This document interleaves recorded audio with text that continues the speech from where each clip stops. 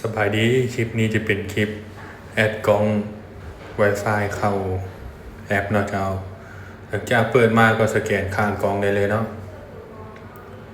สแกนเพื่อเข้าสู่ระบบ หลังจากนั้นก็ใส่ชื่อ Wi-Fi แล้วก็รหัสเนาะเลือกเลยจากใส่แล้วคอนเนคเลยเนาะรอจักหน่อย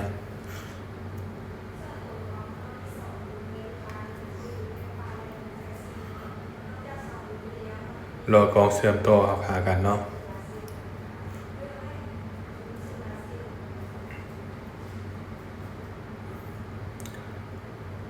หลังจากเชื่อมต่อได้แล้วเราก็ต้องใส่ชื่อเลยเนาะหรือว่ากล้องอยู่บนใดใส่ชื่อใดก็ได้เนาะหรือว่าหน้าบ้านหลังบ้านเฮือนครัวใส่ได้หมดเป็นอันเสร็จสิ้นเรียบร้อยเนาะการแอดกล้องคลิปนี้